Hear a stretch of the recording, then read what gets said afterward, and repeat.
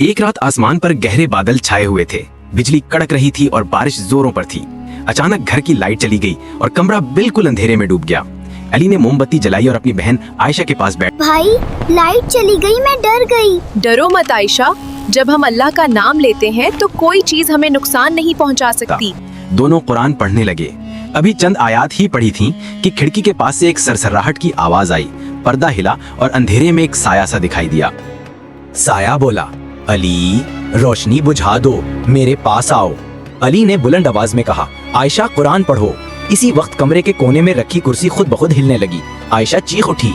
अली ने टॉर्च जलाई मगर वहाँ कुछ ना था। उसने बहन से कहा, दुआ पढ़ो। दोनों ने कहा, The chair can't move by itself. Someone is trying to scare us. भाई, हम दुआ पढ़ें। हाँ।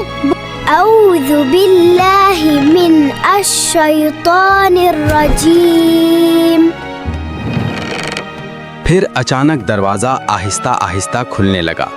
तेज हवा के साथ काला धुआं अंदर आया और उसमें एक चेहरा बन गया। तुम साया अल्लाह बोला, का जिक्र क्यों करते हो? अली ने हिम्मत से कहा, क्योंकि सिर्फ अल्लाह ही हमें बचाता है। आयशा ने कुरान पढ़ना शुरू किया।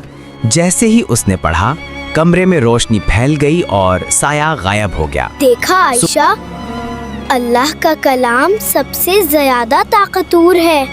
जिन भाग गया भाई। सुबह जब सूरज की किरणें कमरे में आई तो दादा अब्बू मुस्कुराकर बोले, माशाअल्लाह, मेरे बच्चों ने अंधेरे को अल्लाह के कलाम से रोशन कर दिया। दादा अब्बू, जो अल्लाह पर भरोसा करता है उसे कोई अंधेरा नहीं हरा सकता।